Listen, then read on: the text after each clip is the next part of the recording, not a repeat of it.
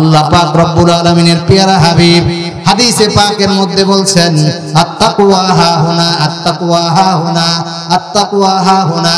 তাকওয়া হলো অন্তরের কাজ। তিনবার আল্লাহর পয়গম্বর বলেছেন তাকওয়া হলো অন্তরের বিষয়। কার মধ্যে তাকওয়া আছে? আল্লাহর ভয় আছে। এটা আমি জানি না, এটা আমার ভয়ের ব্যাপারে আমি জানি এবং আল্লাহ পাক রব্বুল আলামিন জানেন, ঠিক না বেঠি? আল্লাহর ভয় আছে না নাই এটা আমি জানি এবং আল্লাহ জানেন, আমারটা কিন্তু আপনি জানেন না। এজন্য আল্লাহর ভয় অর্জন করতে হলে যাইতে হবে আল্লাহ ওয়ালা যারা, তাদের কাছে আল্লাহর পয়গম্বর বলেন লিকুল্লি শাইইন মা'দিনুন ওয়া মা'দিনুত তাকওয়া কুলুবুল আরিফিন। আল্লাহর ভয় অর্জন করতে হলে আল্লাহ ওয়ালার কাছে যাইতে হবে। কারণ হলো প্রত্যেকটা ভালো জিনিস উৎপাদনের জায়গা আছে, এটাকে রাখার জায়গা আছে। ভালো জিনিস রাখার জন্য একটা গোডাউন আছে, ওই গোডাউনে গেলে ওই জিনিসটা পাওয়া যায়। আল্লাহর পয়গম্বর বলেন তুমি যদি মুত্তাকি হইতে চাও, আল্লাহকে ভয় করতে চাও, আল্লাহর ভয় অর্জন করতে চাও, তাহলে তুমি যাও আরিফিন যারা, আল্লাহ ওয়ালা যারা। আল্লাহ ওয়ালা কোথায় থাকে? আল্লাহ ওয়ালা মসজিদে থাকে, আল্লাহ ওয়ালা মসজিদের মধ্যে থাকে, আল্লাহ ওয়ালারা মাদ্রাসার মধ্যে থাকে, আল্লাহ ওয়ালারা খানকার মধ্যে থাকে। তাদের নেক নজর যদি পাওয়া যায় তাহলে কলব আল্লাহ পরিষ্কার করে দিবেন। আল্লাহ পাক রব্বুল আলামিন বলেন কুলুবুল আরিফিন, যারা আমি আল্লাহকে চিনেছে, আমি আল্লাহকে বুঝেছে, আমি আল্লাহর ভয় অর্জন করেছে, তাদের কাছে তুমি যাও। তাদের কাছে গেলে তোমার তাকওয়ার গুণ পয়দা হবে। মাদ্রাসার মধ্যে যখন বাচ্চারা আসে আল্লাহ পাক রব্বুল আলামিন তাদের কলবটা খুলে দেন, তাদের অন্তরের মধ্যে আমলের মুহাব্বত আসে এবং গুনাহের নফরত আর ঘৃণা আসে, আমলের ভালোবাসা আসে, জাহান্নামের লোভ লালসা পয়দা হয় এবং জাহান্নামের আযাব গজবের ভয় পয়দা হয়। এজন্য মাদ্রাসায় আপনি আসবেন, মাদ্রাসার মধ্যে থাকবেন, মাদ্রাসার মধ্যে সময় লাগাইবেন, মাদ্রাসার আলেম ওলামার সাথে আপনি থাকবেন, তাহলে তাকওয়ার দৌলত আল্লাহ পাক আপনাকে দান করবে, ঠিক না বেঠিক? আরো জোরে বলেন ঠিক না বেঠিক? তাকওয়ার ভয় যদি একা একা অর্জন করতে চান তাহলে সম্ভব নয়। কোনো জিনিসই একা একা অর্জন করা যায় না। তাকওয়ার গুণ অর্জন করতে হলে আপনাকে আল্লাহ ওয়ালার দরবারে যাইতে হবে। প্রত্যেক মাদ্রাসা থেকে আল্লাহ ওয়ালা পয়দা হয়। আল্লাহর ওয়ালারা মাদ্রাসার মধ্যে এসে কোরআন শিখে, হাদিস শিখে, কোরআন হাদিসের জ্ঞান শিখে, ইসলামী শরীয়তের ফিকহ মাসআলা মাসাইল শিখে, শিখার পরে তারা আল্লাহ পাকের ইবাদত বন্দেগী করে ওই মানুষগুলো আল্লাহ ওয়ালা হয়ে যায়। এই ইমানদারগণ, তোমাদের প্রত্যেকেই খেয়াল করো, লক্ষ্য করো, আগামীকাল অর্থাৎ কিয়ামতের জন্য তুমি কি প্রস্তুত করেছো, কি পাঠিয়েছো? ওয়াত্তাকুল্লাহ, আল্লাহ পাক বলেন আবারও আমি আল্লাহকে ভয় করো। লাআল্লাকুম, ইন্নাল্লাহা, নিশ্চয়ই আল্লাহ পাক রব্বুল আলামিন খবীরুন, খবর রাখেন, হিসাব রাখেন, জানেন, বিমা তা'মালুন,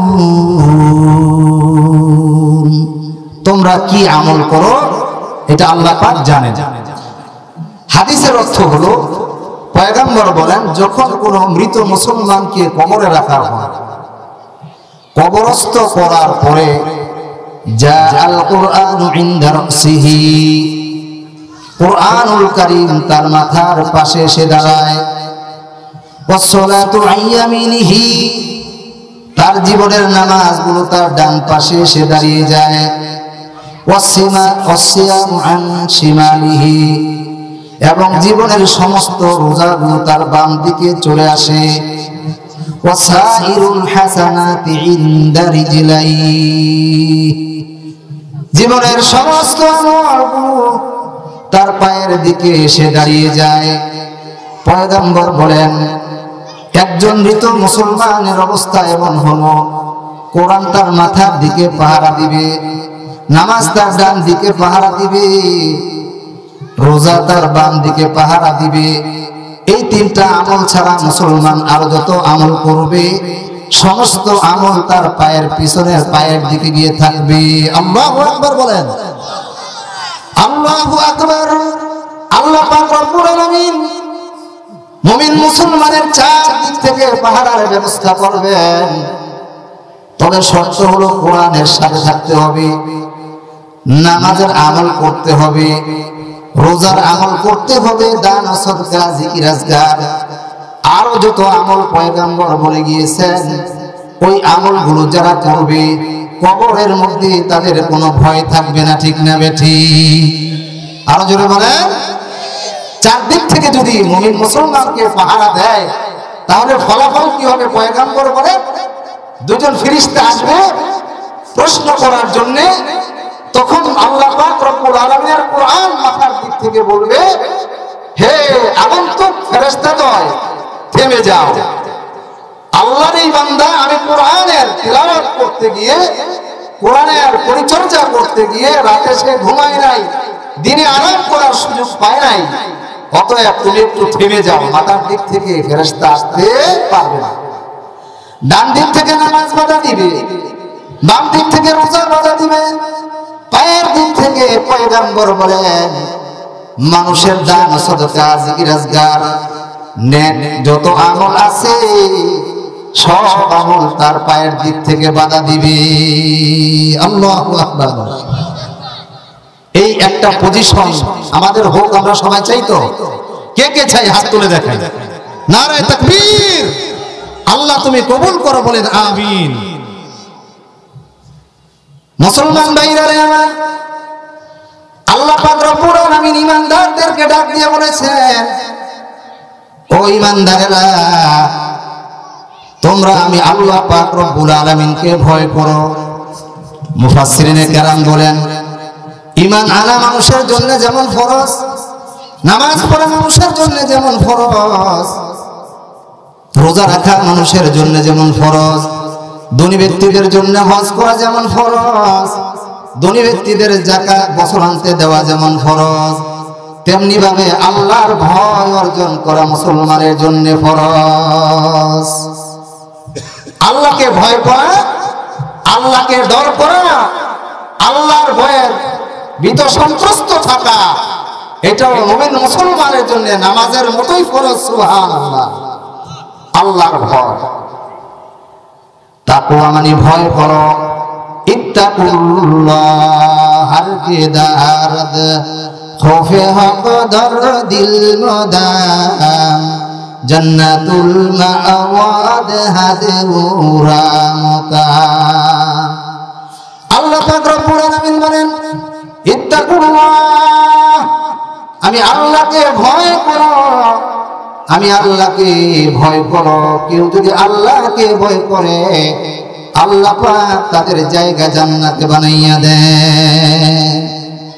আল্লাহর ভয়, ভয় কাকে বলে এটা একটু অনুধাবন করার দরকার। ভয়, আল্লাহর ভয়। মানুষ ভয় পায় মশাকে, এজন্য মশারি টানায়, ইলেকট্রিক ব্যাট ব্যবহার করে মশা দূর করার জন্য মর্টিন ব্যবহার করে, রসুল ব্যবহার করে কি করে না? কথা বলেন, ব্যবহার করে কি করে না? সাধারণ মশার ভয়ে মানুষ অনেক যন্ত্রপাতি অস্ত্র ব্যবহার করে মশা থেকে আলাদা থাকতে চায়, মশার আক্রমণ থেকে বাঁচতে চায়। মানুষ সাপ বিচ্ছুকে ভয় করে, এই জন্য ভালো বাড়িঘর তৈরি করে সাপ যেন না আসতে পারে দরজা লাগায়, জানালা লাগায় না বলেন? এমনি ভাবে মানুষ পুলিশকে ভয় করে, এজন্য পুলিশের সামনে কোনো অকারেন্স করে না, পুলিশের সামনে কোনো অন্যায় অবিচার করে না। মানুষ র্যাব, বিডিআর, আর্মিকে ভয় করে, এজন্য তাদের সামনে কোনো অন্যায় অবিচার করে না। ঠিক না বেঠিক বলেন? পুলিশের ভয়ে যদি, আর্মি, বিডিআর, র্যাবের ভয়ে যদি মানুষ অন্যায় থেকে বিরত থাকতে পারে, ওই মানুষটার মধ্যে যদি আল্লাহ পাকের ভয় ঢুকে যায়, ওই মানুষটা কোথাও যেখানেই থাকুক না কেন কোন অন্যায় অবিচার পাপ কাজের মধ্যে লিপ্ত হতে পারে না। ঠিক না বেঠিক? কি বলেন, পারে? আল্লাহর ভয় যদি অন্তরে থাকে, সে যদি লোকচক্ষুর অন্তরালে পুলিশের পাহারার বাহিরে র্যাব, আর্মি, বিডিআরের সীমারেখার বাহিরে থাকে, এমনকি এই লোকটা যদি তীক্ষ্ণ স্যাটেলাইটের তীক্ষ্ণ দৃষ্টির বাহিরেও থাকে, এমন একটা সিক্রেট জায়গায় যদি সে গুনার পরিবেশ পায়, গুনার সুযোগ পায়, আল্লাহর ভয় থাকলে সে গুনাহ করতে পারবে? কথা বলে পারবে না। কারণ সে চিন্তা করবে কেউ দেখুক আর না দেখুক, আমাকে দেখছেন কে? আল্লাহ। কে দেখছেন? আল্লাহ। আল্লাহর ভয়ে ওই পরিবেশ থেকে, তাকওয়ার কারণে সে নিজে গুনাহ থেকে বিরত থাকতে পারবে। এজন্য আল্লাহর ভয় যদি থাকে তাহলে নেক কাজ করা যায়, আল্লাহর ভয় যদি থাকে তাহলে এই বদ কাজ থেকে বিরত থাকা যায়। ঠিক না? ঠিক বলেন। এজন্য ভাই, অন্তরে কার ভয় সৃষ্টি করার দরকার। দেখেন, একটা কাজ যদি আজকে বুঝে যাইতে পারেন আর আল্লাহর ভয় যদি অন্তরে জাগরণ করতে পারেন, তাহলে আজকের মাহফিল কামিয়াব, আপনার জীবন কামিয়াব। মুসলমান ভাইরা আমার, আল্লাহ পাকের ভয় যদি কোনো মানুষের অন্তরে থাকে, নর হোক নারী হোক, শিক্ষিত হোক অশিক্ষিত হোক, আলেম হোক সাধারণ মানুষ হোক, যখন সে গুনাহের কাজ করতে যাইবে তখন তার মন সায় দিবে, ও বান্দা, তোমাকে কেউ দেখে না, কিন্তু আল্লাহ পাক রব্বুল আলামিন দেখতেছেন। আল্লাহ পাক অন্ধকার রাতের মধ্যেও দেখেন, আল্লাহ পাক আসমানের উপরেও দেখেন, জমিনের নিচেও দেখেন। অমাবস্যা রজনীতে 60 তবক জমিনের নিচে অন্ধকার পাথরের মধ্যে, কালো পাথরের মধ্যে কালো একটা পিপিলিকা যে হাঁটতেছে, ওই হাঁটাটাও আল্লাহ পাক রব্বুল আলামিন আরশ আজিম থেকে দেখতেছেন। সুবহানাল্লাহ। কি বলেন? দেখেন কি দেখেন না? আপনার যদি গুনাহের সুযোগ আসে, অন্যায় অপরাধের সুযোগ আসে, ওই সময় যদি তাকওয়া এবং আল্লাহর ভয় আপনাকে এই কথাটা মেসেজ দেয়, এরে আল্লাহর বান্দা, এরে আল্লাহর বান্দি, কেউ দেখে না, গুনাহটা তুমি করিও না, তুমি বলো ইন্নী আখাফুল্লাহ। এই কথার সাক্ষী দাও, আমি আল্লাহকে ভয় করি।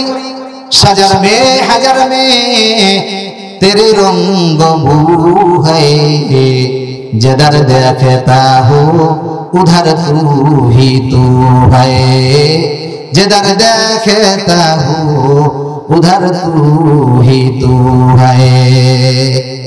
আল্লাহ পাক রব্বুল আলামিন বলেন, তুমি গাছের দিকে তাকাও, মাছের দিকে তাকাও, তুমি পানিতে তাকাও, জমিনে তাকাও, আসমানে তাকাও, ঘরবাড়িতে তাকাও, জঙ্গলে তাকাও, যেখানেই তাকাও না কেন, সেই জায়গায় আমি রব্বুল আলামিন। সব জায়গায় কে আছেন বলেন? আল্লাহ। কে আছেন? আল্লাহ আমার রব, এই রবি আমার সব। বলেন, আল্লাহ আমার রব, এই রবি আমার সব। দমে দমে তার তন মনে তারি অনুভব। আল্লাহ আমার রব, এই রবি আমার সব। দমে দমে তনু মনে তারি অনুভব।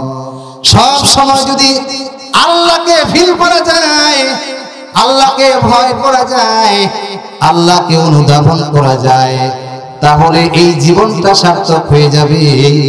আমাদের আমল নামার মধ্যে কোনো গুনাহ জমা হবে না। আমরা গুনাহ করি যখন, ভয় করি না তখন আল্লাহকে। আল্লাহর ভয় থাকলে কি গুনাহ করা যায় বলেন? আল্লাহু আকবার। এজন্য আল্লাহ বলেন, আমাকে ভয় করো। আমার ভয় এমন এক নিয়ামত, যেই নিয়ামতের মাধ্যমে নেক আমল তোমার সহজ হবে, গুনাহ থেকে বিরত থাকা তোমার জন্য আসান হবে। এজন্য আল্লাহ পাক রব্বুল আলামিন বলেন, ঈমানদারেরা তোমরা আমি আল্লাহকে ভয় করো। আল্লাহর ভয় করো। এরপর ওখানে আল্লাহ বলেন, ওয়ালতানজুর নাফসুম মা কদ্দামাত লিগাদ। তুমি ভয় করার পরে খেয়াল করো, তুমি আগামীকালের জন্য, কিয়ামতের দিনের জন্য কি আমল তুমি পৌঁছাইছো, কি আমল তুমি পাঠাইছো। কারণ এই দিন নয়, আরো দিন আছে। দুনিয়ায় এক সময় আমরা ছিলাম না, একদিন আমরা দুনিয়ায় থাকবো না। আল্লাহ পাক রব্বুল আলামিন চিরদিন ছিলেন, চিরদিন থাকবেন। আমাদের মৃত্যুর পরে যে জীবন শুরু হবে ওই জীবনের কোনো শেষ নাই, যার শুরু আছে শেষ নাই, ওটা হলো আগামী দিন, কিয়ামতের দিন।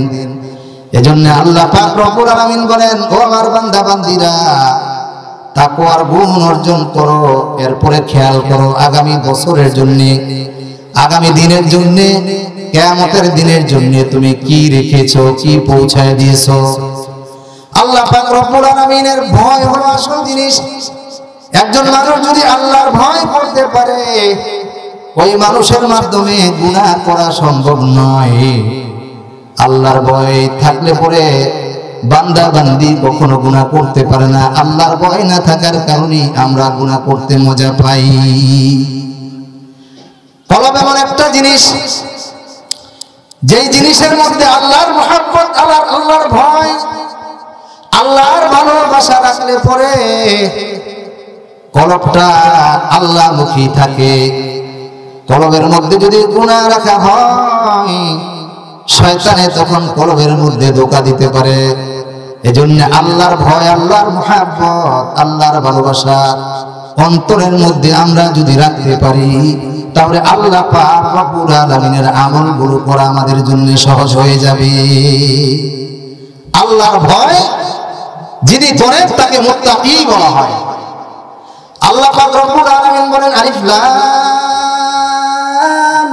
মিম যালিকাল কিতাবু লা রাইবা ফীহি হুদাল লিল মুত্তাকিন।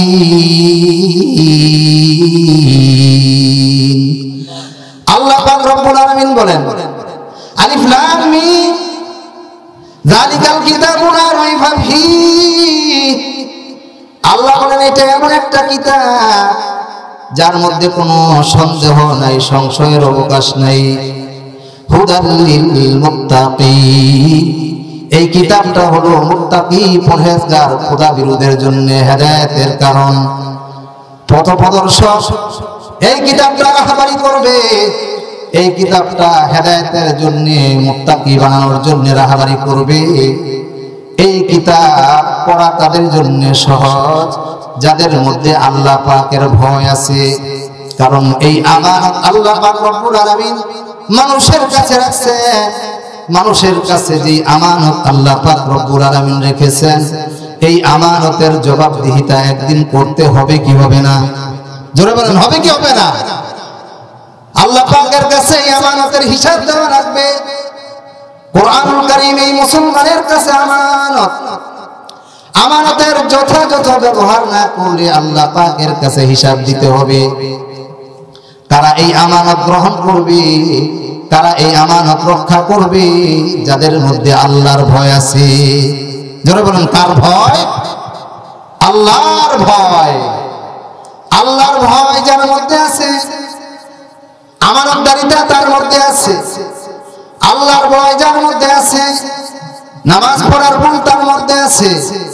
আল্লাহর ভয় যার মধ্যে আছে, পর্দা পশিরায় থাকার গুণ তার মধ্যে আছে।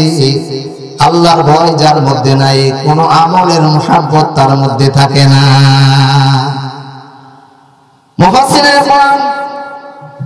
মুফাসসিরে কোরআন আল্লামা জালালউদ্দিন সুয়ুতী রাহমাতুল্লাহি আলাইহি লেখেন, তাকওয়ার তিনটা স্তর আছে। আল্লাহর ভয়ের তিনটা স্তর আছে, তিনটা শ্রেণী বিন্যাস আছে। আমি সংক্ষেপে আপনাদের সামনে তুলে ধরব। একটু চিন্তা করে দেখবেন কার মধ্যে কোন ধরনের তাকওয়া আছে। আল্লাহ পাক রব্বুল আলামিন যে তাকওয়ার কথা সূরাতুল বাকারার শুরুর দিকে বলেছেন, ওই তাকওয়াটা তিন ভাগে বিভক্ত। পয়গম্বর বলেন, আল্লাহর পয়গম্বর তাকওয়াকেই মানুষের আসল সম্পদ ঈমানের পরে বলেছেন। কারণ তাকওয়া যদি কলবে থাকে, নামাজ তার জন্য সহজ হবে। তিন প্রকার তাকওয়া আল্লামা জালালউদ্দিন সুয়ুতী রাহমাতুল্লাহি আলাইহি তাফসীরে জালালাইনের মধ্যে তাকওয়ার আলোচনা করেছেন। মুফাসসির 500 টিকার মধ্যে বলেছেন তাকওয়া তিন প্রকার। এক প্রকার তাকওয়া হলো ঈমান আনার মাধ্যমে আল্লাহ পাক রব্বুল আলামিনকে মেনে নেওয়ার মাধ্যমে বেঈমানি শিরক কুফর থেকে বেঁচে থাকা। তাকওয়া আমাদের সকলের মধ্যেই আছে, ঠিক না? ঠিক বলেন। আমরা পড়েছি লা ইলাহা ইল্লাল্লাহু মুহাম্মাদুর রাসূলুল্লাহ সাল্লাল্লাহু আলাইহি ওয়াসাল্লাম। এই কালিমা পড়ার কারণে তাওহীদের স্বীকৃতি আমরা দিয়েছি। তাওহীদ আমাদের দিলের মধ্যে জাগরণ হয়েছে।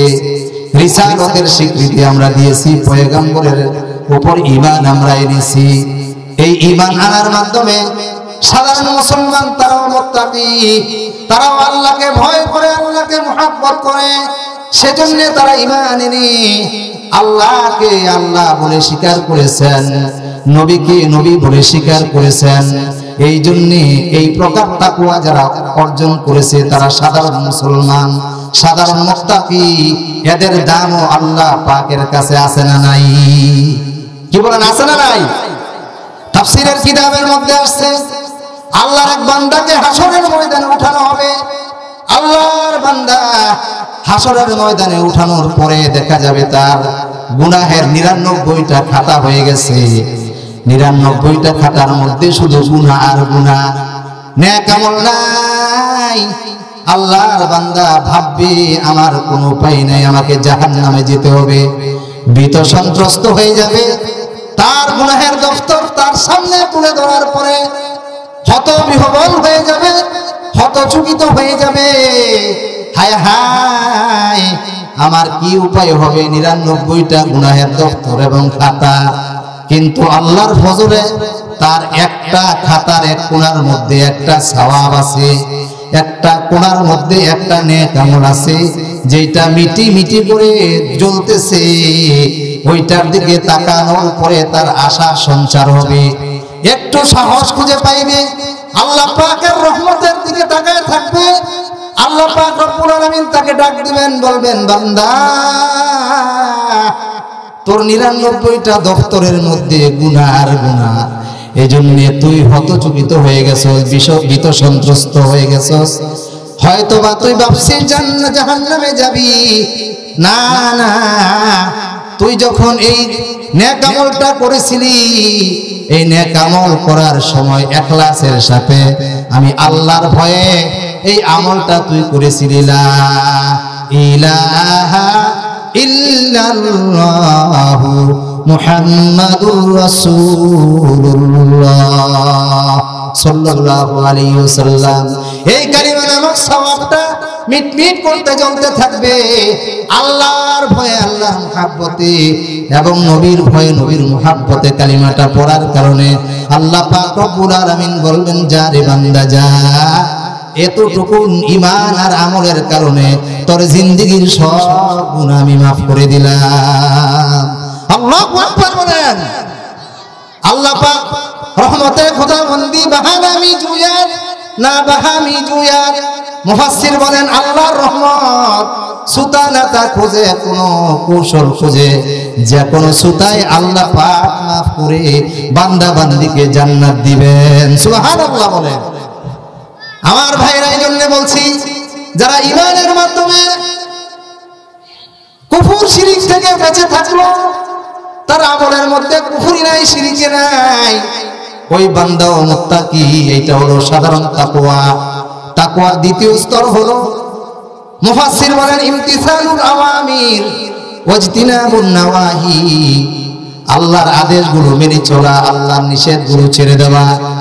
আল্লাহ যেগুলো করতে বলেছেন সেগুলো বান্দা বান্দি করে, আল্লাহ যেগুলো ছাড়তে বলেছেন বান্দা বান্দি সেগুলো ছেড়ে দেয়। এই হলো তাকওয়ার দ্বিতীয় স্তর।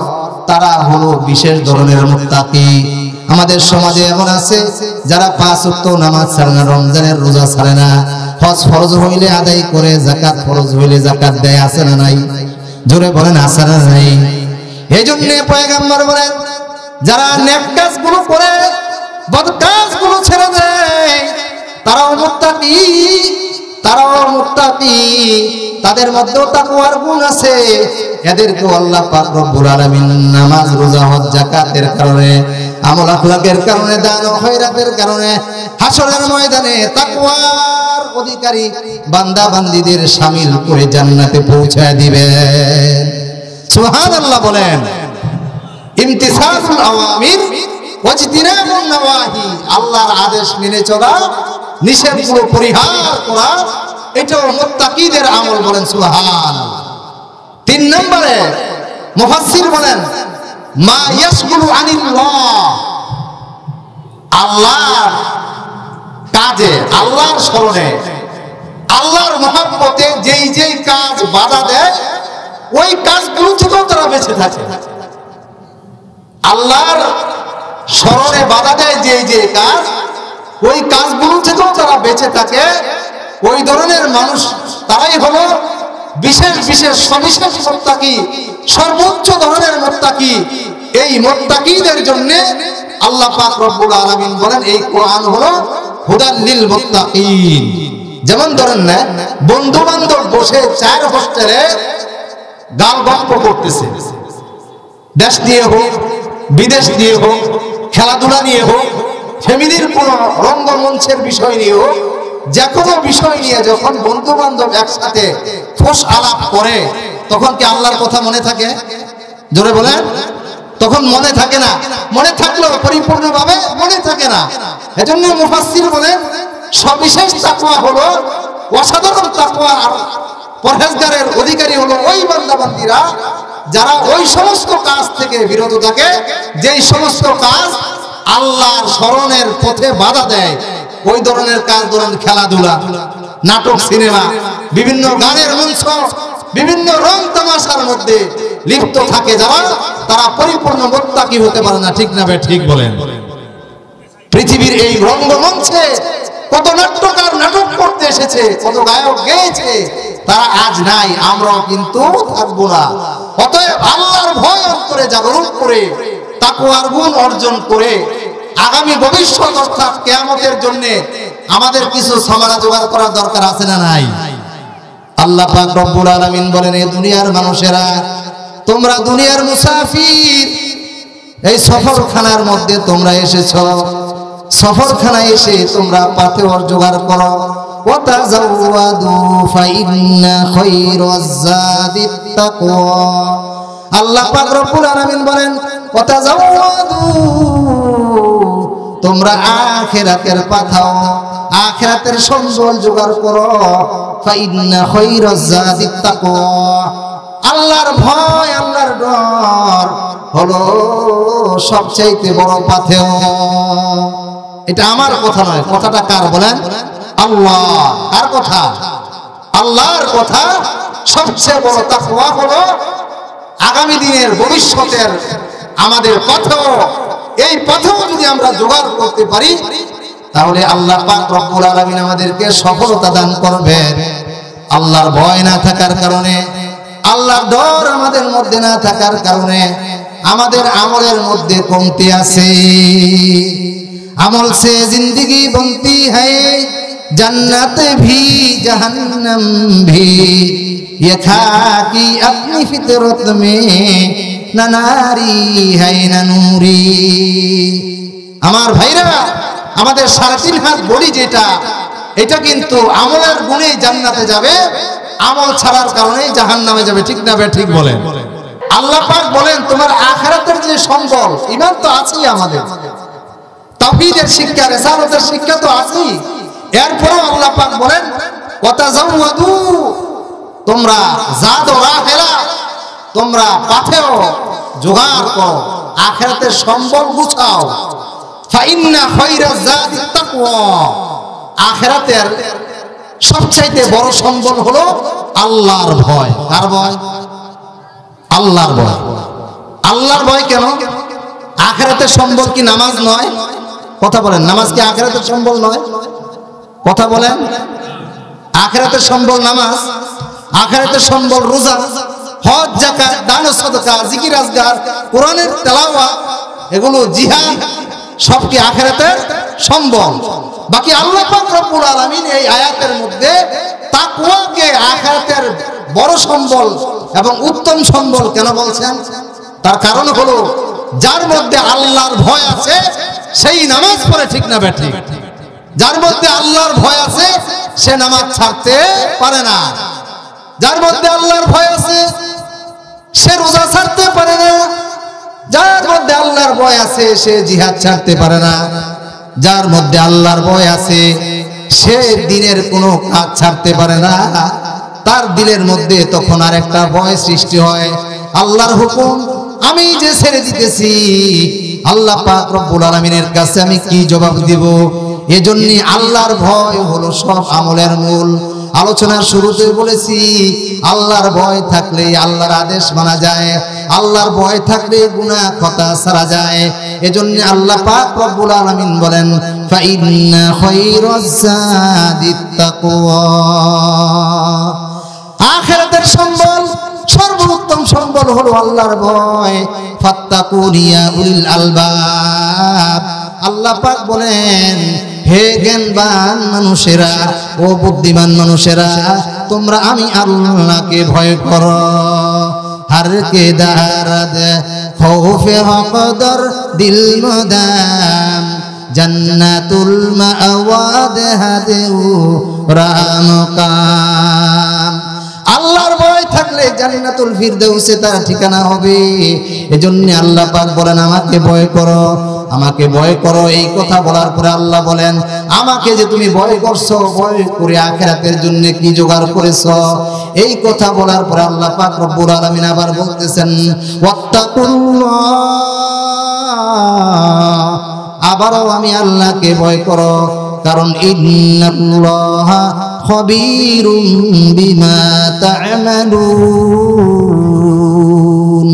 তোমরা যা আমল করতেছো আল্লাহ পাক রব্বুল আলামিন সব খবর রাখতেছেন। যদিও দেখতেছি আমরা একজন বুজুর্গ, হয়তোবা তার অপকর্মগুলো আমরা বুঝতেছি না, দেখতেছি না, কিন্তু আল্লাহ পাক রব্বুল আলামিন দেখতেছেন, খবর রাখতেছেন। এজন্য আল্লাহর ভয় অর্জন করার দরকার আছে না নাই? আল্লাহর ভয় যদি অর্জন করতে চাই তাহলে একা একা অর্জন করা যায় না। দোকানদারি শিখতে হলে দোকানদারের সহচর্যে যাইতে হয়, ব্যবসা বাণিজ্য শিখলে হলে ব্যবসায়ীর পাশে যাইতে হয়, হাল চাষ করতে হলে কিষানের কাছে যাইতে হয়। এমনি ভাবে আল্লাহর ভয় যদি কেউ শিখতে চায় তাহলে আল্লাহ ওয়ালার দরবারের মধ্যে যাওয়া লাগে। ঠিক না ঠিক বলেন? আল্লাহর ভয় শিখতে হলে আল্লাহকে যারা ভয় করে তাদের কাছে যাইতে হবে, একা একা আল্লাহ ওয়ালা হওয়া যায় না। এজন্য আপনাদের এলাকার এই যে শামসুল উলুম ইসলামিয়া মাদ্রাসা, এটা হলো আল্লাহ ওয়ালা আর মুত্তাকি বানানোর একটা কেন্দ্রবিন্দু, একটা কারখানা। কথা বলেন ঠিক না ঠিক? এখানে বয়স্ক মানুষও শিখতে পারে, ছোট বাচ্চারাও শিখতে পারে। মাদ্রাসা একটা এলাকার মধ্যে এক রহমত বরকতের এক খাজানা। কারণ হলো মাদ্রাসা যে এলাকায় থাকে ওই এলাকার মধ্যে 24 আওয়ার্স দিবানিশি 24 ঘন্টায় আমলের একটা ধারাবাহিকতা আছে না নাই? বলে মাদ্রাসায় কোরআন পড়ে, মাদ্রাসায় হাদিস পড়ে, মাদ্রাসায় নামাজ পড়ে, মাদ্রাসায় জিকির আজকার করে, মাদ্রাসায় তাহাজ্জুদের আমল হয়, মাদ্রাসায় নেক কাজ সব সময় হইতে থাকে। এমনকি বাচ্চারা যখন মাদ্রাসায় ঘুমায় তখনও তারা নেক কাজের অন্তর্ভুক্ত থাকে। সুবহান। তাফসীরের কিতাবের মধ্যে আসছে মানুষ যখন মসজিদে ইতিকাফে বসে তখন মসজিদে যাওয়ার এক সওয়াব, ইতিকাফে বসার আরেক সওয়াব।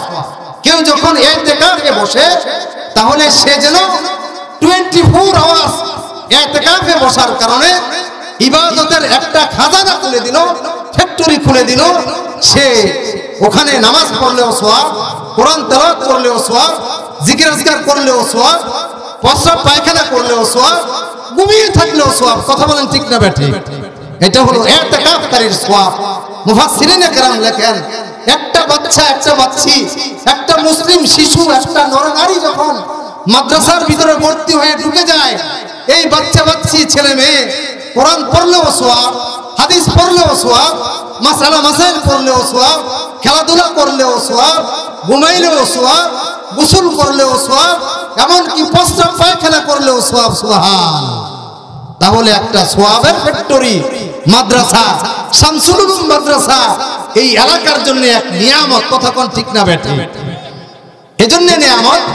হাদিসে পাকে আসছে যদি কোনো এলাকার মধ্যে আল্লাহ পাক এলাকাবাসীর অন্যায় অবিচারের কারণে গুনাহ খাতার কারণে যদি কোনো আযাব ও গজব বাজেট করে থাকেন, আযাব গজব যদি আসতেও থাকে, আর কোন মাদ্রাসায় আর কোন এলাকায় বসে যদি আল্লাহর বান্দা বান্দিরা কোরআন তিলাওয়াত করতে থাকে, আমল করতে থাকে, তাহলে এই কোরআনের তিলাওয়াতের বদৌলতে বাজেটকৃত আযাব ও গজব আল্লাহ পাক আবার এটা ফিরায় নেন। সুবহান। তাহলে এলাকায় মাদ্রাসার দরকার আছে না নাই বলেন? জোরে বলেন। মাদ্রাসা কম না বেশি? অনেক এলাকায় শোনা যায় মাদ্রাসা হইলে মানুষ বলে এত মাদ্রাসার কিসের দরকার। আমি বলি মাদ্রাসা বেশি বেশি হওয়ার দরকার এইভাবে যে প্রত্যেকটা ঘর যেন মাদ্রাসা হয়ে যায়, প্রত্যেক ঘরে যেন কোরআন তিলাওয়াত হয়, ঘন ঘন মাদ্রাসা নয়, বরং ঘরে ঘরে যেন কি হয়ে যায়, মাদ্রাসা হয়ে যায়।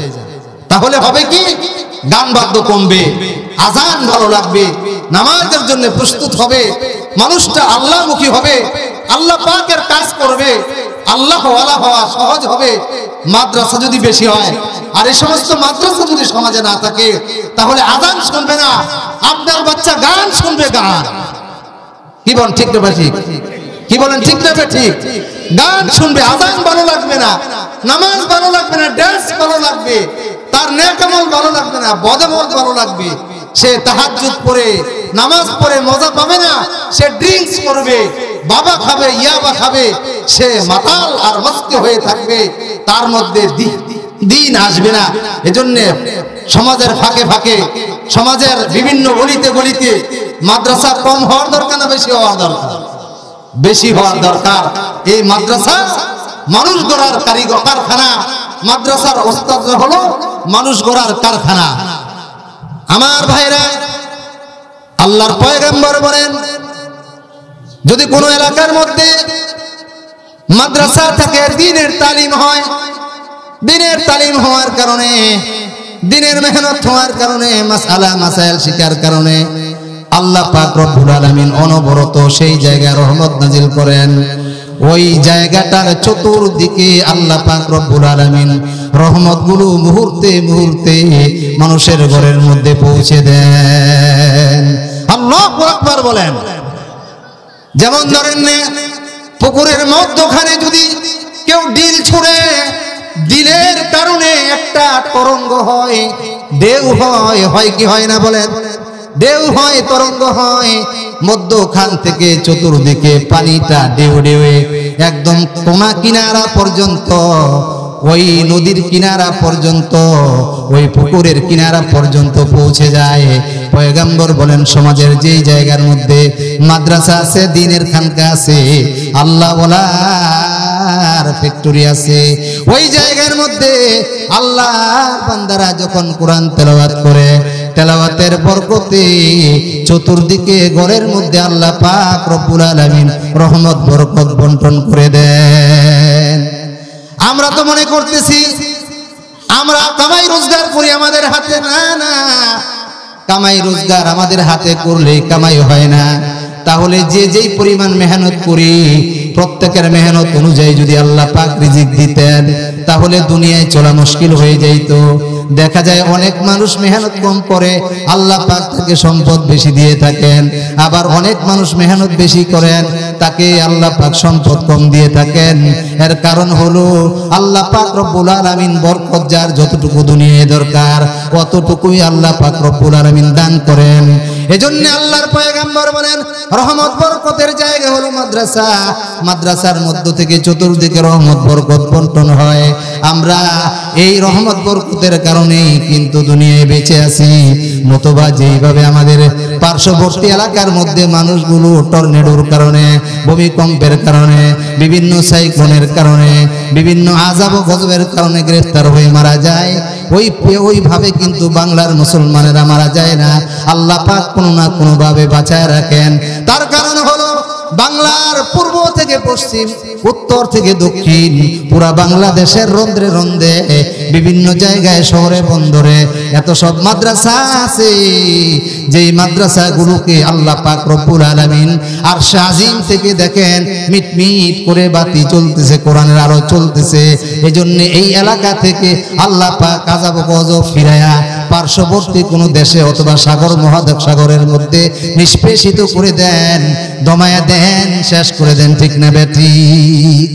অনেক সময় দেখবেন দে আসছে আঘাত করবে লাগতেছে, আবার আবহাওয়াবিদরা বলতেছেন এটা ডানে বামে কোনো না কোনো জায়গায় চলে গেছে, অথবা ওই জায়গায় এটা নিষ্পেষিত হয়ে গেছে। ঠিক না বেটি? আমরা তো মনে করি এমনিতেই হয়, আরে না, এমনি হয় না। এটা আল্লাহ ওয়ালাদের মেহনতের কারণে, আল্লাহ ওয়ালাদের সুহবতের কারণে, আল্লাহ ওয়ালাদের আমল আখলাকের কারণে, কুরআনুল কারীমের তিলাওয়াতের কারণে এইভাবে আল্লাহ পাক আমাদেরকে শান্তি প্রশান্তি জুগিয়ে যাচ্ছেন। এটা আমরা স্বীকার করলেও আল্লাহ শান্তি দিচ্ছেন, স্বীকার না করলেও শান্তি দিয়ে যাচ্ছেন। বাকি যারা আমরা অনুধাবন করতে পেরেছি, ফিল করতে পেরেছি, আমাদের কিসমত ভালো হবে, কারণ আমাদের তখন নজরটা মাদ্রাসামুখী হবে, মসজিদমুখী হবে। অনেকেই মাদ্রাসা দেখতে পারে না, মাদ্রাসা সইতে পারে না। সে দেখতে না পারলে কি আর সইতে না পারলে কি? মাদ্রাসার জিম্মাদার কে বলেন? আল্লাহ। জিম্মাদার কে? মাদ্রাসায় কোরআন পড়ানো হয়, কোরআনের জিম্মাদার আল্লাহ, কোরআনের প্রতিষ্ঠান মাদ্রাসার জিম্মাদার আল্লাহ। আর এই এলাকার মধ্যে বেশিরভাগ মানুষই মাদ্রাসা পছন্দ করেন, নতুবা মাদ্রাসা প্রতিষ্ঠিত হইতো না, মাদ্রাসা টিকে থাকতে পারতো না। কারণ সবচাইতে বড় দানবীর হলো ওই বান্দাবান্দিরা যারা মাদ্রাসার মধ্যে ছেলে মেয়ে দান করে, ছেলে মেয়ে ভর্তি করে। কারণ এই দুনিয়ায় মানুষ থেকে, দুনিয়ায় মানুষের দুনিয়ার মুহাব্বতে পড়ে মানুষগুলো দুনিয়াদার হয়ে যাইতেছে। এদের ফাঁকে ফাঁকে আবার অনেকে তাকওয়ার গুণ অর্জন করে আল্লাহ ওয়ালা হইতেছে। ওই মানুষগুলো নিজের সন্তান, সবচাইতে বড় সম্পদ নিজের সন্তান, নিজের ছেলে মেয়েগুলোকে মাদ্রাসায় ভর্তি করতেছে, ছেলে মেয়েগুলোকে অল্প বেশ যতটুকু পারে বেতন দিতেছে। এবং সমাজের মধ্যে অনেক মানুষ এমন আছে যারা ছেলে মেয়ে দিতে পারে না, তারা কিন্তু মাদ্রাসার মধ্যে দান খয়রাত করতেছে, তারা কিন্তু মাদ্রাসাকে ভালোবাসতেছে, মহব্বত করতেছে, দান ও খয়রাত করে তারা মাদ্রাসার মধ্যে আছে। এমনি ভাবে অনেক মানুষ এমন আছে দান খয়রাত করতে পারে না, কিন্তু ভালো পরামর্শ দিয়ে যাচ্ছে, ভালো পরামর্শ দিয়ে মাদ্রাসাকে অগ্রগতি করতেছে। আল্লাহর অনেক বান্দা আছে যারা পরামর্শ দেওয়ার জন্য আসতে পারে না, ওই বান্দা বান্দিটা দূরে থেকে মাদ্রাসার জন্য দোয়া করতেছে, এইভাবে সহযোগিতা করতেছে। মাদ্রাসায় ছেলে মেয়ে দিয়ে সহযোগিতা করা, মাদ্রাসায় দান ও খয়রাত করা, মাদ্রাসার পক্ষে দোয়া করা, মাদ্রাসার কল্যাণ কামনা করা, মাদ্রাসার জন্য সুপরামর্শ দেওয়া, সবগুলো আখিরাতের ময়দানে আমাদের জন্য নাজাতের উসিলা হয়ে যাবে। ঠিক না বেটি? সবগুলো আখিরাতে নাজাতের উসিলা হবে। আল্লাহ পাক একটা দোয়ার বদৌলতে জান্নাত দিতে পারেন। কথা কোন ঠিক না বেটি? আল্লাহ পারেন, আল্লাহ মহান, আল্লাহ কোন না কোন সুতানাতায় বান্দা বান্দিকে মাফ করতে চাইবেন, মাফ করবেন। এটা আল্লাহ পাক রহমান রহিম নামের গুণ দ্বারা বান্দা বান্দিকে মাফ করে আল্লাহর সোনার ঘর জান্নাতে পৌঁছায় দিবেন। এটা আল্লাহ আপ্রাণ চেষ্টা করবেন। বাকি আমাদের কোনো না কোনো সূরতে মসজিদ মাদ্রাসার সাথে সময় লাগাইতে হবে, মসজিদ মাদ্রাসার সাথে আমাদের সম্পৃক্ত করতে হবে। একটা মাদ্রাসা, একটা দ্বীনি প্রতিষ্ঠান, এটা একা একা চলতে পারে? বলেন, মাদ্রাসা কাকে বলে? মাদ্রাসা কওমি মাদ্রাসা। কওম অর্থ হলো জাতি, কওমি অর্থ হলো জাতীয়। মাদ্রাসার তিন জিনিসের নাম। মাদ্রাসা কয় জিনিসের নাম? তিন জিনিসের নাম। প্রথম জিনিস হলো জাতীয় উদ্যোগে প্রতিষ্ঠিত। এ মুসলিম জাতির কিছু নর, কিছু নারী, কিছু আল্লাহওয়ালা, কিছু আল্লাহ ওয়ালি বান্দা বান্দিরা মিলেমিশে যৌথভাবে একটা মাদ্রাসা প্রতিষ্ঠা করবে, যৌথ উদ্যোগে প্রতিষ্ঠিত। তারপরে যৌথ উদ্যোগে পরিচালিত, সাহায্য সহযোগিতায় পরিচালিত। যারা সাধ্য মোতাবেক দান খয়রাত করবে এবং মাদ্রাসা চালাবে, এটাও মাদ্রাসার নাম। তিন নম্বর হলো জাতীয় কল্যাণে নিয়োজিত। মাদ্রাসা শুধু যিনি প্রতিষ্ঠা করেছেন, যারা পড়ান, যারা পড়েন, শুধু তাদের কল্যাণের জন্য নয়, বরং মাদ্রাসা হলো সমগ্র মুসলিম বিশ্বের মুসলিম জাতির কল্যাণে নিয়োজিত। কিভাবে? আল্লাহর পয়গম্বর এক হাদিস বলেছেন, হাদিসের দিকে যদি লক্ষ্য করি তাহলে দেখব মাদ্রাসা তিন জিনিসের নাম: জাতীয় উদ্যোগে প্রতিষ্ঠিত, জাতীয় সাহায্যে পরিচালিত, জাতীয় কল্যাণে নিয়োজিত। এই তিনটা কথা হাদিসে পাকে পাওয়া যায়। পয়গম্বর বলেন, কুন আলিমান আও মুতাআল্লিমান আও মুস্তামিয়ান আও মুহিব্বান ওয়ালা তাকুন খামিসান ফাতাহলিক। আল্লাহর পয়গম্বর বলেন, তুমি আলেম হও, আলেম না হইতে পারলে তোমরা আলেমকে মুহাব্বতকারী হও, আলেমকে ভালোবাসো। তোমরা এক নম্বরে আলেম হও, না পারলে আলেমের ছাত্র হও, না পারলে আলেমকে মুহাব্বত করো, আলেমকে ভালোবাসো। এইভাবে আলেম হইবা, না পারলে আলেমের ছাত্র হইবা, না পারলে আলেমকে আলেমের কথা মেনে চলবে, না পারলে আলেমকে মুহাব্বত করবে। ওয়ালা তাকুন খামিসান, তুমি পঞ্চম নাম্বার হইও না, ফাতালিক, তাহলে তুমি ধ্বংস হয়ে যাইবা। পয়গম্বর বলেছেন, তুমি আলেম হও, মাদ্রাসায় এসে আলেম হবে। প্রতিষ্ঠিত করার পরে যারা আসবে তারা আলেম আসবে, আলেমরা মিলেমিশে মাদ্রাসা তৈরি করবে। দিন হলো দুই জিনিসের নাম, দিনের দুইটা চাকা। একটা চাকা হযরত উলামায়ে কেরাম, তারা মেহনত করবে, এটা দিনের একটা চাকা। আরেকটা হলো যারা আলেম নন, সাধারণ মুসলমান, তারা মাদ্রাসা মসজিদে দান করে দিনকে পরিচালিত করবে, এটা দিনের আরেক চাকা। উলামায়ে কেরাম এবং সাধারণ মুসলমান মিলে যখন মাদ্রাসা তৈরি করবে, মাদ্রাসা তৈরি করবে, প্রতিষ্ঠা করবে, মাদ্রাসা প্রতিষ্ঠা জাতীয় উদ্যোগে প্রতিষ্ঠিত যখন হবে, মাদ্রাসার যারা থাকবে সবাই কিন্তু একা একা চলতে পারবে না, জাতীয় সাহায্য সহযোগিতায় পরিচালিত করতে হবে। কেউ ছাত্র দিবে, কেউ ছেলে মেয়ে দিবে, কেউ অর্থকড়ি দিবে, কেউ ভালোবাসবে, কেউ দোয়া দিবে, কেউ সুপরামর্শ দিবে, কেউ জায়গা জমি দিবে। এইভাবে মাদ্রাসাকে গঠন করতে হবে। এই মাদ্রাসায় যারা এসে পড়বে, সময় থাকবে, তাদের তো কিসমত ভালো। যারা পড়তে পারবে না, আলেমদের কাছে মাঝে মধ্যে আসবে, আসার পরে তাদের কথা শুনে চলবে, এইভাবে তাদের সাথে মুহাব্বত রাখবে। পয়গম্বর বলেন, এই মুহাব্বতটাও তাদের জন্য নাজাতের উসিলা হয়ে যাবে। সুবহানাল্লাহ। মুহাব্বত নাজাতের উসিলা হবে, মুহাব্বত কালিমা গ্রহণ করার সুযোগ হবে, তৌফিক হবে। কিভাবে? আল্লাহু আকবার। হাদিস শরীফের মধ্যে আসছে, পয়গম্বর বলেন, যখন নাকি হযরত মুসা আলাইহিস সালাতু ওয়াস সালাম বক্সের মধ্যে পড়ে পানির ঢেউয়ের তালে তালে ফেরাউনের দরবারে গিয়েছিল, ফেরাউনের ঘাটে ফিরেছিল, তখন আসিয়া বাচ্চা ফেরাউনকে পাওয়ার পরে তিনি যে নবী হবেন এটা তো আর জানেন না। বাকি বাচ্চাটা দেখার পরে খুব মায়া লাগলো, বলল, বাচ্চাটা আমার অনেক ভালো লাগে। বুকে নিলেন, আদর করলেন, আর তার স্বামী ফেরাউনকে বললেন যে এই বাচ্চাটা আমার বাড়িতে রাখতে চাই, কারণ আমি তুমি হইলাম নিঃসন্তান, আমাদের কোনো সন্তান নেই। বাচ্চাটাকে আমার অনেক মুহাব্বত লাগে, তাকে আমি ভালোবেসেছি, তাকে আমার ঘরে আমি রাখবো। ফেরাউন বলে, তোমার ভালো লাগলে লাগুক, এই বাচ্চাকে আমার ভালো লাগে না, তার প্রতি আমার মুহাব্বত লাগে না, মুহাব্বত লাগে না, এই কথা বলেছে। ওই সময় আল্লাহ পাক রব্বুল আলামিন আসিয়া এবং ফেরাউনের কিসমতকে নির্ধারণ করে দিয়েছেন। আসিয়ার কিসমতে ঈমান লিখেছেন, ফেরাউনের কিসমতে কুফরি লিখেছেন। আল্লাহ পাক রব্বুল আলামিন এটা বাস্তবও দেখাই দিয়েছেন। যখন আসিয়া মুসলমান হয়ে গেছে, মুসলমান হয়ে যাওয়ার কারণে আসিয়া যখন মুসলমান হয়ে এক আল্লাহর ইবাদত করতেছে, তখন ফেরাউনের ভালো লাগে না, আসিয়াকে কষ্ট দিতেছে, নির্যাতন করতেছে, নির্যাতন করে তাকে ধ্বংস করার চেষ্টা করতেছে।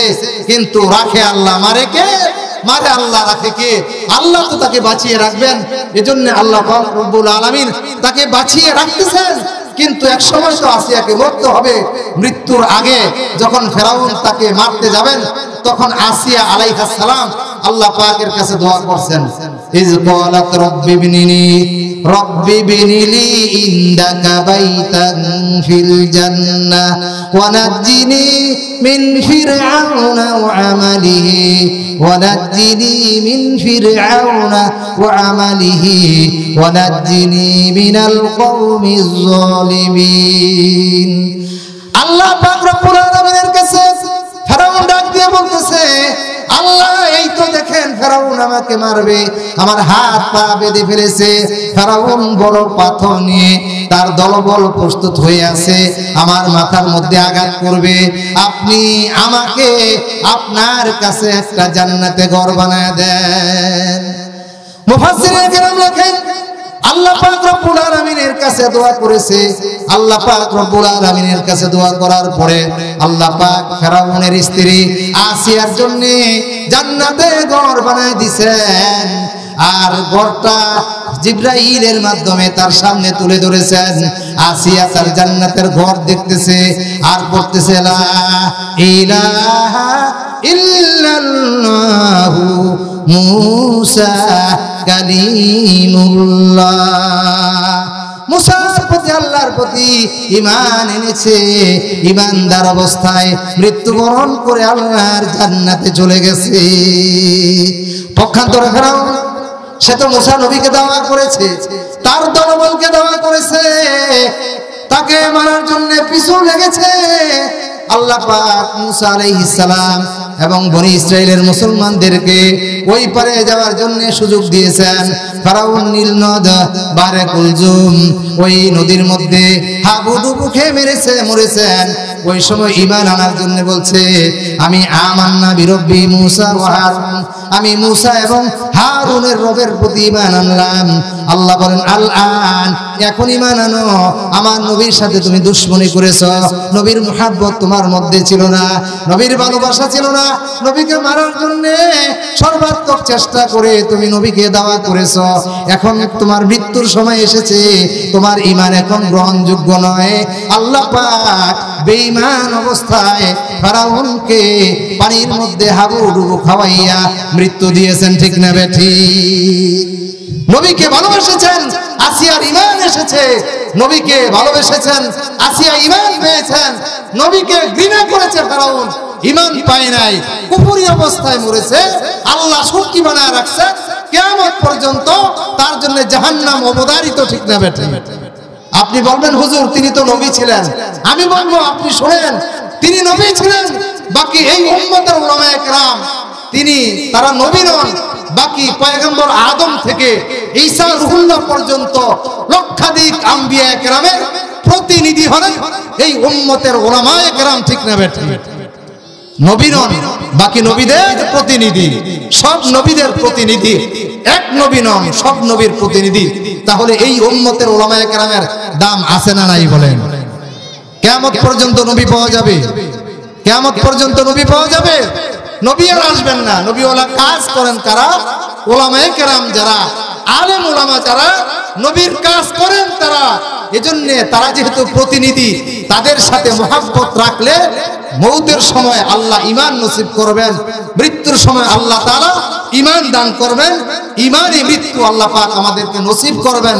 আল্লাহ তাআলা আমাদের সকলকে আলেম ওলামার মুহাব্বত অন্তরে জাগরুক করে তাদের সঙ্গী হয়ে তাদের সাথে আমল করে মৃত্যু পর্যন্ত থাকার তৌফিক দান করেন।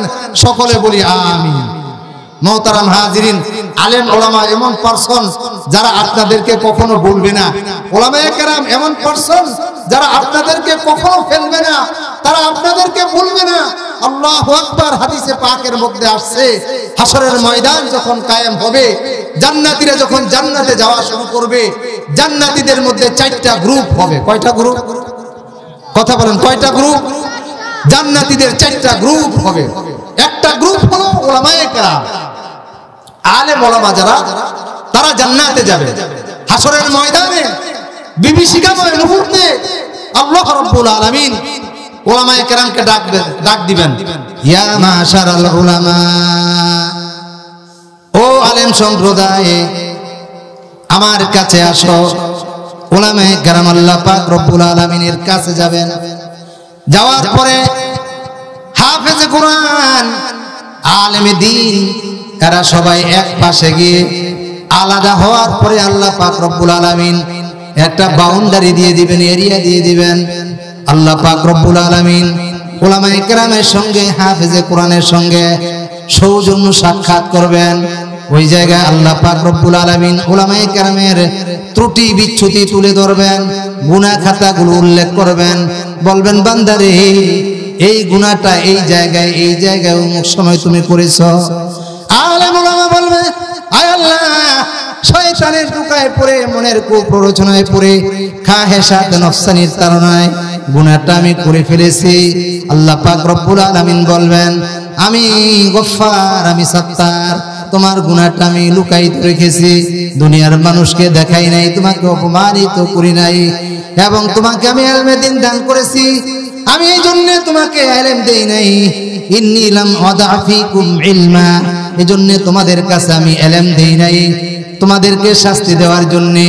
আমি শাস্তির জন্য বলছি না, যেহেতু তোমাদেরকে ভালোবেসে মোহাব্বত করে ফাঁক করে যে গুনাহ করেছো, গুনাহগুলো আমি গোপন রেখেছি, হাসরের ময়দানে সব গুনাহ আমি তোমাদেরকে মাফ করে দিলাম। হাদিস শরীফে আল্লাহর পয়গম্বর বলেন, কদ গফারতু লাকুম, তোমাদের গুনাহগুলো আমি মাফ করে দিলাম। মাফ করে দেওয়ার কারণে তারা জান্নাতি হয়ে যাবে। আল্লাহ পাক রব্বুল আলামিন বলবেন, ইযহাবু ইলাল জান্নাহ, জান্নাতের দিকে যাও।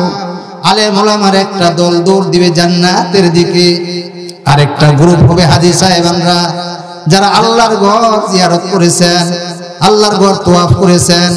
আল্লাহর ঘর তওয়াফ করতে গিয়ে যারা হাজী সাহেব হয়েছেন, নর হন নারী হন, হাজী সাহেব যারা আল্লাহর ঘর তওয়াফ করে, যারা হজ উমরা করে, যারা জিন্দেগীর সব গুনাহ আল্লাহ পাক তাদেরকে মাফ করে দেন।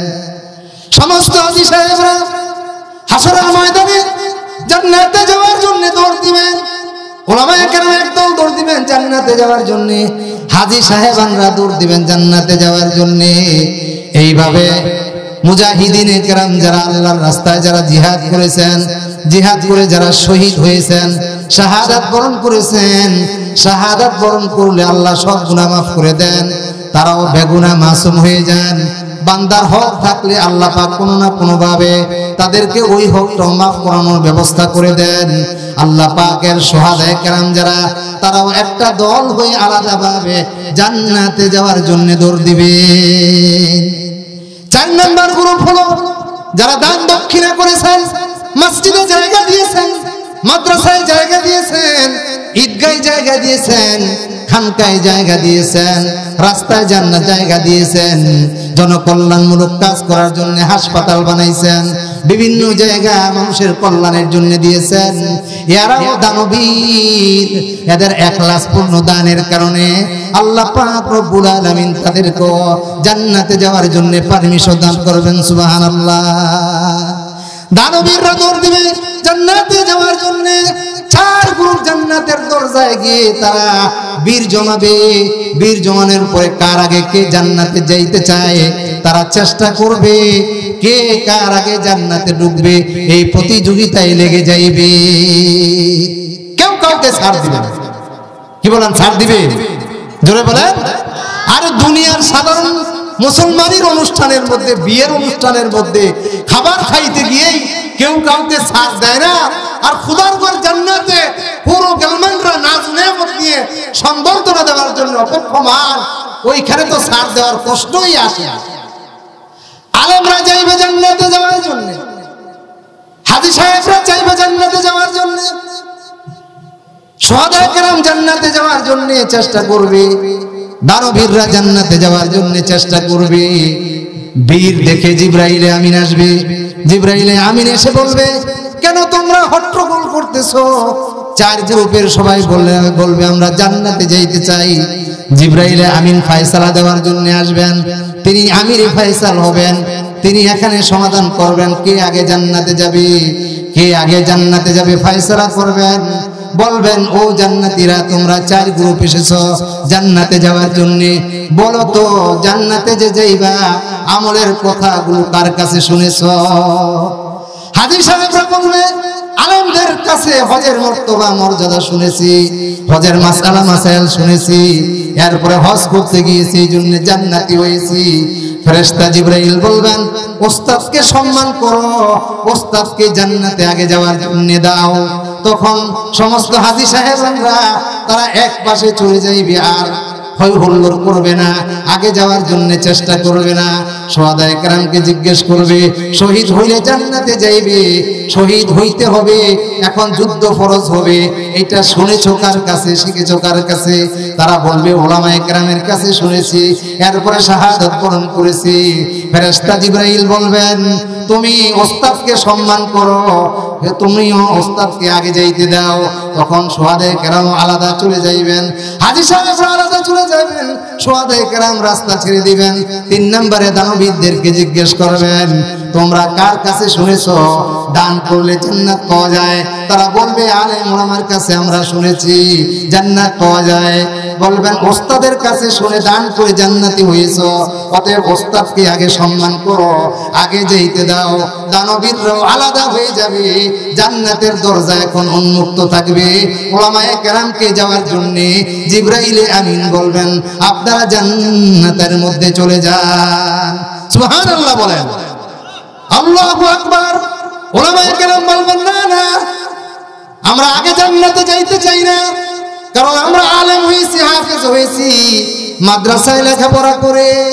মাদ্রাসা আমরা তৈরি করি নাই, মাদ্রাসা তৈরি করেছেন সমাজের কিছু মুসলমানেরা, মাদ্রাসা তৈরি করেছেন দানবীরেরা।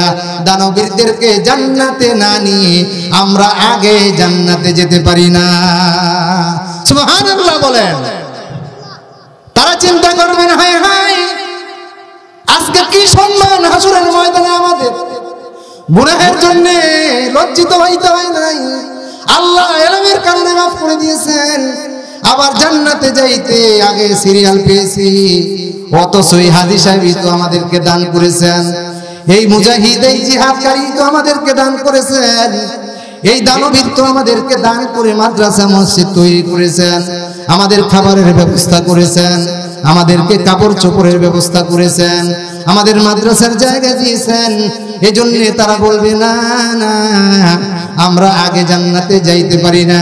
যাদের মেহনতের কারণে ইলমে দ্বীন শিখে আজকে 1 নম্বরে জান্নাতে যাওয়ার পারমিশন পেয়েছি, ওই মানুষগুলোকে আগে যাইতে দেন, ওই মানুষগুলোকে আগে যাইতে দেন, আমরা আগে যাব না। উলামায়ে কেরাম তখন পারমিশন দেওয়ার পরে হাজী সাহেবরা জান্নাতের মধ্যে ঢুকে যাবে, তারপরে মুজাহিদিনে কেরাম শুহাদায়ে কেরাম তারা জান্নাতে ঢুকে যাবে, যারা দানবীর তারা জান্নাতে ঢুকে যাইবে। এবার হলো জান্নাতে যাওয়ার পালা উলামায়ে কেরামের। তারা যখন যাইতে থাকবেন তাদের ডানে বামে দেখবেন জাহান্নামীদের সিরিয়াল, জাহান্নামীরা জাহান্নামে যায়, আবার বারবার পিছনের দিকে তাকায়। তারা চিন্তা করে জাহান্নামের আগুন এই যে জ্বলতেছে, এই জাহান্নামের আগুনের তো জেইলের ইহান অগ্নিশিখা জ্বলতেছে, এটা আমরা বরদাস্ত করতে পারবো না, এই আগুন আমরা সইতে পারবো না। কিভাবে জাহান্নাম থেকে বাঁচা যায়, কিভাবে জাহান্নাম থেকে ফিরে থাকা যায় না? আমাদের আমলনামা তো জাহান্নাম থেকে বাঁচাইবে না, আমাদেরকে তো জাহান্নামে যেতেই হবে। জাহান্নামের ফেরেশতারা তাদের হাতের মধ্যে হাত করা লাগাইছে, পায়ের মধ্যে শিকল লাগাইছে, গলদেশের মধ্যে শিকল লাগায় টানতেছে জাহান্নামের জন্য। এদিক দিয়ে উলামায়ে কেরাম জান্নাতের দিকে যাইবেন, এমন সময় দেখবেন ডান বাম থেকে ডাকতেছেন, ডাক দিয়ে বলতেছেন হুজুর আপনি কি আমাকে চিনেন না? আজকে আমাকে জাহান্নামে যাওয়ার জন্য সিরিয়াল দৌড়াইছে, আমি তো আব্দুল্লাহ আপনার মাদ্রাসার জায়গা দিয়েছিলাম। আরেকজন ডাক দিয়ে বলবে হুজুর আপনি কি আমাকে চিনেন না? আপনার দুর্দিনে আপনার মাদ্রাসায় আমি 1 বস্তা চাউল দান করেছিলাম। আরেকজন ডাক দিয়ে বলবেন হুজুর আপনি কি আমাকে চিনেন না? আপনার মাদ্রাসায় আমি ছাত্র জোগাড় করে দিছিলাম, আপনি কি আমাকে চিনেন না? বাজারের মধ্যে একদিন বসেছিলেন, ওয়াহাবতুলাকা হুজুয়ান ওয়াহাবতুলাকা শরবাতান, পয়গম্বর 2টা শব্দ দিয়ে তামাম জিন্দেগীর সমস্ত সাহায্য সহযোগিতা বুঝাইছেন। ডাক দিয়ে বলবেন হুজুর একদিন ওযু করতে গেছিলেন, আপনাকে ওযুর জন্য আগে সিরিয়াল দিয়েছিলাম, অথবা 1 লোটা 1 বদনা পানি পুরাই দিয়েছিলাম, অথবা আপনার আপনাকে পানি চেপে দিয়েছিলাম, আপনি ওযু করেছিলেন, আপনাকে শরবত পান করাইছিলাম, আপনাকে চা পান করাইছিলাম, আপনাকে মুহাব্বত করছিলাম। হুজুর তাকায় দেখেন আমলনামা বাম দিকে আসছে, আমলনামার মধ্যে গুনার পাল্লা ভারী, এই জন্য আমি জান্নাতে যাইতে পারি না, মেয়াদি শাস্তি ভোগ করার জন্য আমাকে জাহান্নামে যাইতে হবে। আল্লাহর পয়গম্বর বলেন, এইভাবে যখন দুনিয়ার মানুষগুলো আলেম ওলামাকে ডাকবে আর বলবে, তখন আলেম ওলামার মাথার মধ্যে, তার ব্রেইনের মধ্যে ওই দৃশ্যটা ফুটে উঠবে, যেইভাবে ওলামায়ে কেরামকে সে সাহায্য সহযোগিতা করেছিল, সে জীবনে যা কিছু করেছিল সবগুলো তার ব্রেইনের মধ্যে প্রস্ফুটিত হবে। বলবে, হ্যাঁ হ্যাঁ আমি তো আপনাকে চিনি, আপনি তো আমাকে সালাম দিয়েছিলেন, আপনি আমাকে ভালোবেসেছিলেন, আপনি মুহাব্বত করেছিলেন, আপনি মাদ্রাসার জায়গা দিয়েছিলেন, আপনি আমার মাদ্রাসায় ছাত্র জোগাড় করে দিয়েছিলেন, আপনি আমার মাদ্রাসার বাচ্চাদের জন্য এতিমখানায় লিল্লাহ বোর্ডিং এ দান করেছিলেন। প্রত্যেকটা কথা তার মনের মধ্যে এবং ব্রেইনের মধ্যে ফুটে উঠবে। পয়গম্বর বলেন, ওই জান্নাতি আলেম, ওই জান্নাতি হাফেজ মুহতামিম সাহেব বড় হুজুর তখন বলবে, আল্লাহ আমার ইলমের কারণে, আমলের কারণে, কোরআনের কারণে, হাদিসের কারণে যেই জান্নাতের টিকিট আমাকে একা দিয়েছেন, আমি একা যাব না, আমি একা যাইতে পারি না, যতক্ষণ পর্যন্ত আমার এই মুহাব্বতকারী বান্দা বান্দিগুলো, জাহান্নামী মানুষগুলো আপনি তাদেরকে জান্নাতের যাত্রী না বানাইবেন, ততক্ষণ পর্যন্ত আমি একা জান্নাতে যাইব না। আল্লাহু আকবার বলেন, একা জান্নাতে যাইবে না। মুফাসসিরিনে কেরাম লেখেন, মুহাদ্দিসিনে কেরাম বলেন, হাদিস শরীফের মধ্যে আসছে আল্লাহ পাক বলবেন, ও আমার বান্দা, ও হুজুর, ও হাফেজ, ও আলেম, তুমি কাকে জান্নাতে নিতে চাও? ইশফা তুশাফা। পয়গম্বর বলেন, আল্লাহ বলবেন তুমি শাফাত করো, সুপারিশ করো, তোমার সুপারিশ গ্রহণ করা হবে। তুমি যার ব্যাপারে নালিশ করবা, সুপারিশ করবা, তাকেই সঙ্গে নিয়ে তুমি সোনারগড় জান্নাতে চলে যাও। এই জনহিতৈষী ওলামায়ে কেরামের পক্ষে থাকার দরকার আছে না নাই বলেন? আল্লাহু আকবার। তাকওয়ার আলোচনা করতেছিলাম। আল্লাহ পাক রব্বুল আলামিন মুত্তাকির গুণ বর্ণনা করতে গিয়ে বলেছেন, আল্লাযীনা ইউনফিকুনা ফিস সাররাই ওয়াদ দাররা। মুত্তাকি ওই বান্দা বান্দীরা, তাকওয়ার গুণ আছে না নাই প্রমাণিত হবে ওই বান্দা বান্দীদের মাধ্যমে, যারা সুখে এবং দুঃখে, সচ্ছল এবং অসচ্ছল, ভালো এবং মন্দার সময় আল্লাহ পাক রব্বুল আলামিনের দ্বীনের জন্য দান করে। সুখে থাকলেও দান করে, দুঃখে থাকলেও দান করে, সব সময় যারা আল্লাহর রাস্তায় দান করে, আল্লাহ পাক রব্বুল আলামিন বলেন তারাই হলো মুত্তাকি। তাকওয়ার গুণ থাকলে আল্লাহ যে দান করা দায়িত্ব দিয়েছেন, এই গুণটাও সে পরিহার করবে না, বরং এখানে বসে আল্লাহর ভয়ে দান করবে। কারণ হলো অফি আমওয়ালিহিম হাক্কুল লিসাইলিন ওয়াল মাহরুম। আল্লাহ পাক রব্বুল আলামিন বলেন, তোমার মালের মধ্যে সাইল এবং যারা নাকি মাহরুম, বঞ্চিত, হতদরিদ্র, তাদের হক আছে। কোন সময় আপনার মাল দান করা ফরজ হয়, যেমন বছরান্তে যাকাত দিবেন। কোন সময় দান সদকা করা এটা নফল হয়, সুন্নাত হয়, মুস্তাহাব হয়। এটাও কার বিধান বলেন? আল্লাহর বিধান।